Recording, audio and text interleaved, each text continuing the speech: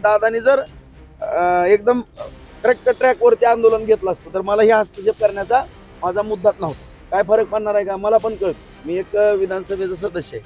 हा फैसला कुठं होणार आहे? विधानसभेमध्ये किंवा कोर्टामध्ये. मग तेच मी म्हणतो दादांना. पण माझा जो मुद्दा होता की आता माझ्या सुद्धा इथल्या आंदोलनानं काय फरक पडणार आहे का? काय फरक पडणार आहे का मला पण कळतं. मी एक विधानसभेचा सदस्य आहे. हा फैसला कुठं होणार आहे? विधानसभेमध्ये किंवा कोर्टामध्ये. मग तीच मागणी करा ना आपण. विधानसभेचं अधिवेशन बोलवल्याशिवाय हा प्रश्न मिटणार आहे का? विधानसभेचं अधिवेशन बोलण्याकरता दादांनी पण प्रयत्न करावे.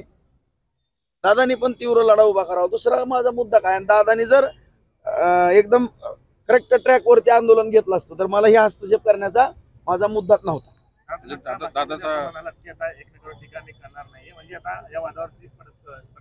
नाही, मी टीका करणार नाही. मी फक्त त्यांना दिशा, एक कसं आहे माझं पण मत मी प्रामाणिकपणाने सांगतो की माझं जरी काय चुका लागलं आणि मराठा समाजातल्या ज्या आंदोलक काही किंवा जुनी जाणती माणसं आहेत यांनी जरी मला मार्गदर्शन केलं तर मला आनंद होईल.